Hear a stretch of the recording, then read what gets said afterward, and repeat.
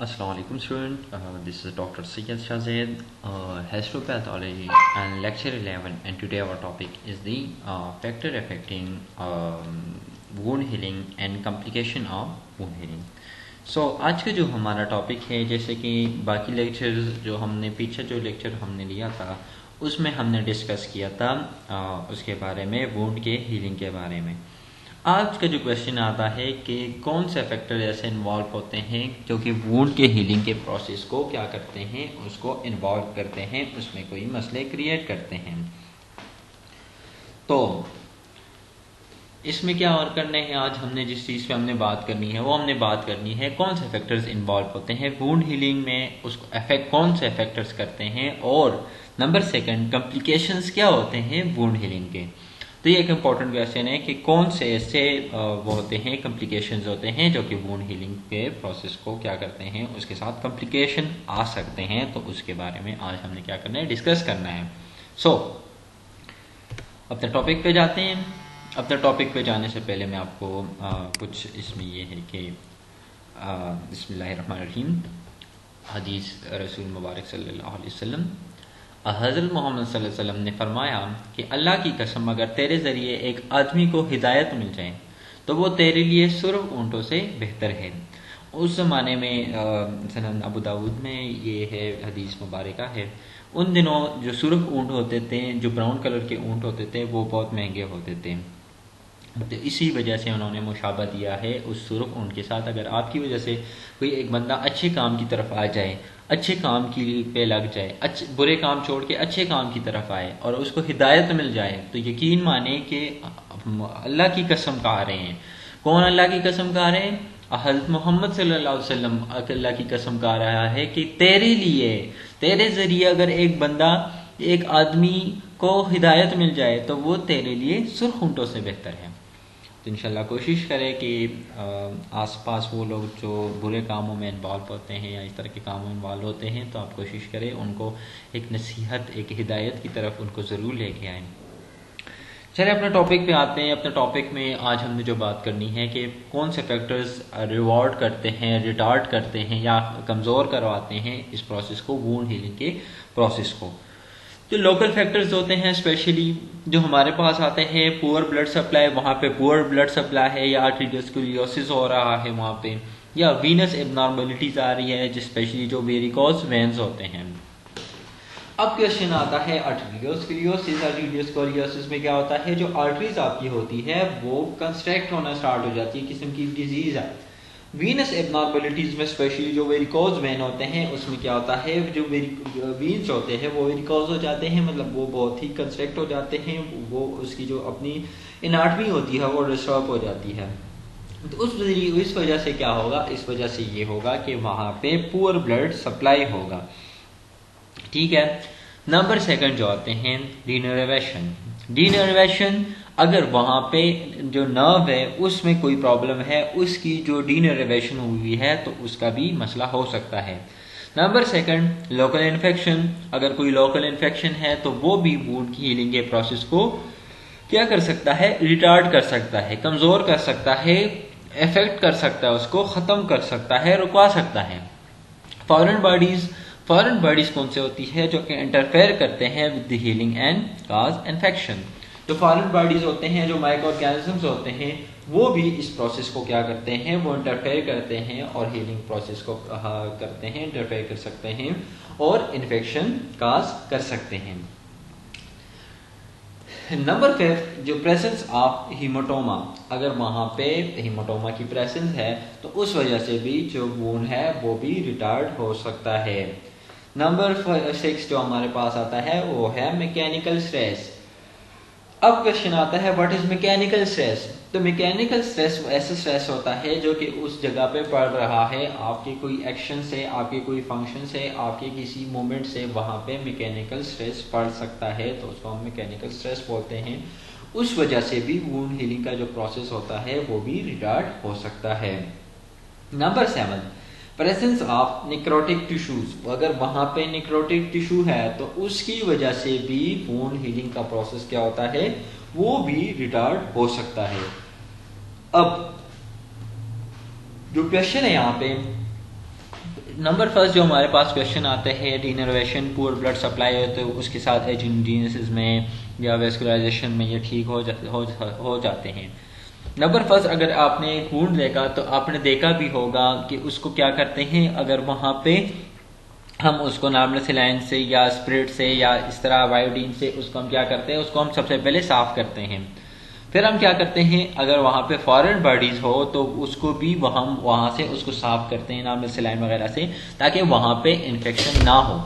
Number second जो आता है वो है, अगर वहां पे हीमाटोमा हो तो उसको भी हम क्या करते हैं, उसको उस जगह से हम हटाते हैं, उसको हम वहां से हटा देते हैं। तो तब ही ये प्रोसेस जो हीलिंग का जो प्रोसेस होता है वो अच्छे तरीके से होता है।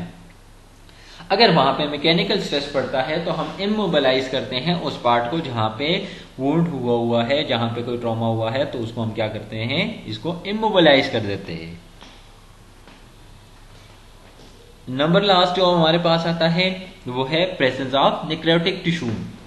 हम कोशिश करते हैं अगर वहां पे निक्रोसिस स्टार्ट होता है तो हम क्या करते हैं कि नेक्रोटिक टिश्यूज को हम क्या करते हैं, वहां से खत्म करते हैं। तो इस वजह से क्वेश्चन भी यही आता है कि अगर नेक्रोटिक टिश्यू हो तो उसको हम साफ करते हैं। फिर हम क्या करते हैं, अगर वहां पे कोई इन्फेक्शन वहां से उसको साफ करते हैं अच्छे तरीके से, उसके बाद वुंड हीलिंग का प्रोसेस अच्छे तरीके से होता है। वरना क्या होता है, यही जो फैक्टर्स होते हैं ये रिटार्ड करते हैं वुंड हीलिंग के प्रोसेस को।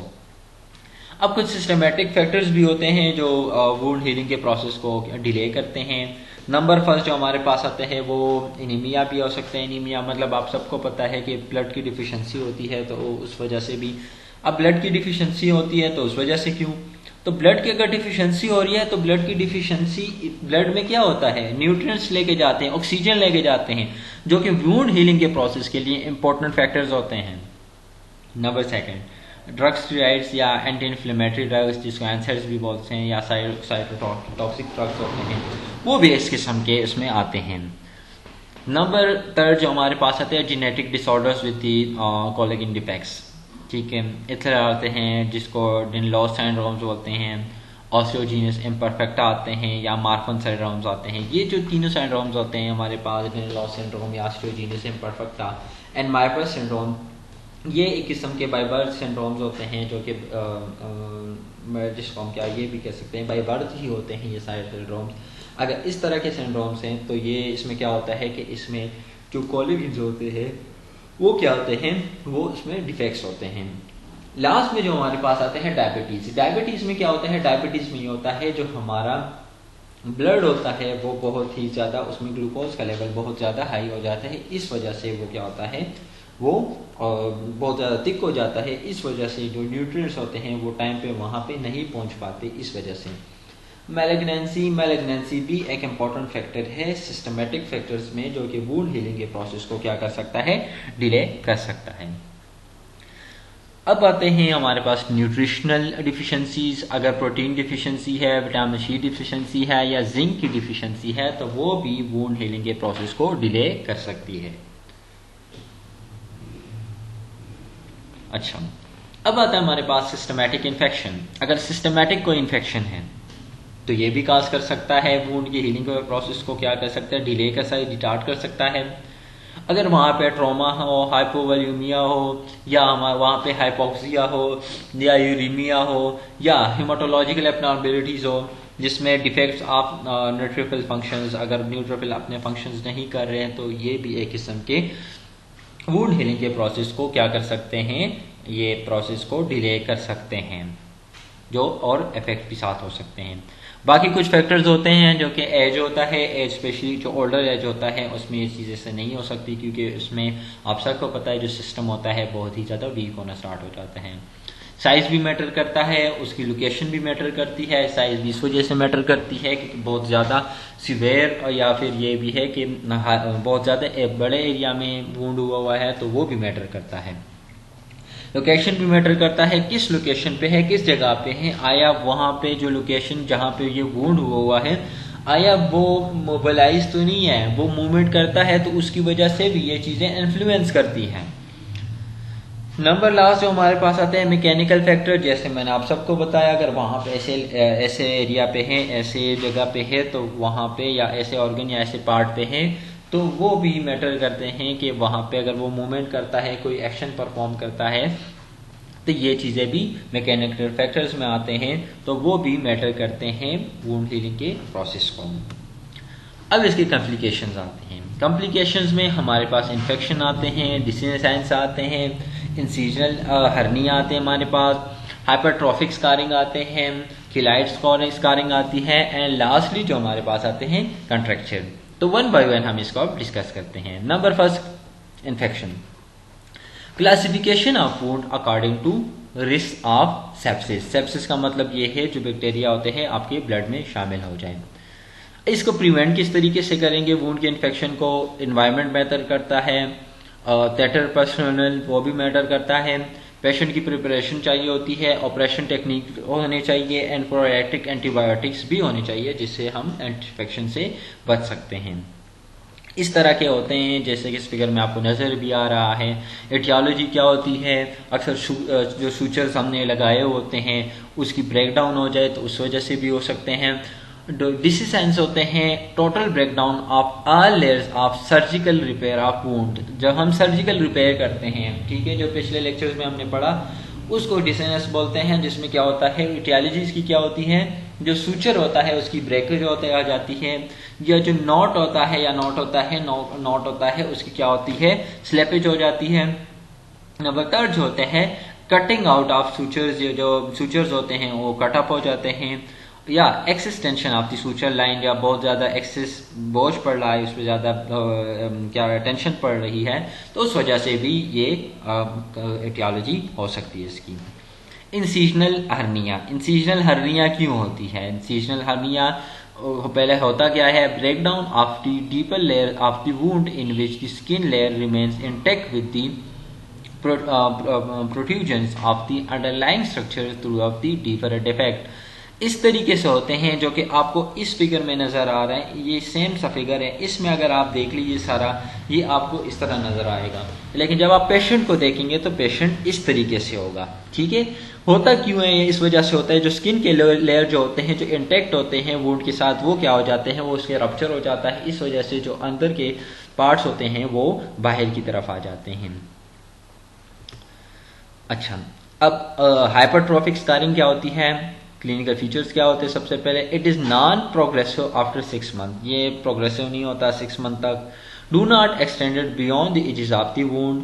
Number third, it occurs most frequently around the joints and the where the Langer lines of the tension cross by the incisions. ये कहाँ पे ज्यादातर होता है? उन इलाकों में होता है जहाँ पे जॉइंट्स होते हैं, जहाँ पे तो बोन्स मिलके बनते हैं, वहां पे स्पेशली ये चीज स्कारिंग ज्यादा बनती है।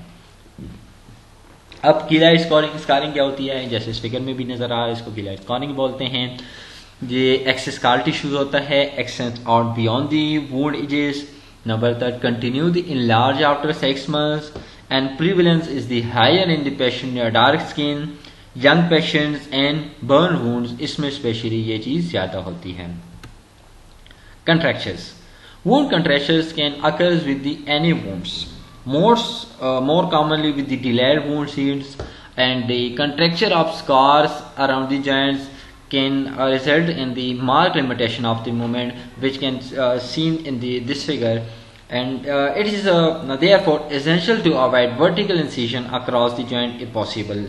So we cannot perform the vertical incisions, which is called vertical incision. We cannot perform the vertical therefore, because there is the joint and movement will be restricted, therefore we cannot be vertical incisions. So next lecture is edema and what is transudate, exudate and abscess, and number second, hemorrhage, what is hemorrhage, what is thrombosis, what is embolism and what is infarction. तो next lecture में हमने oedema को करना है कि transudate क्या होते हैं, एक्सुडेट क्या होते हैं, एब्सिस क्या होते हैं, हेमरेज क्या होता है, थ्रोम्बोसिस क्या होता है, एम्बोलिज्म क्या होता है और इन्फेक्शन क्या होता है। तो थैंक यू, अपना ख्याल रखिए। नेक्स्ट लेक्चर में आपसे मुलाकात होती है। अल्लाह हाफिज़।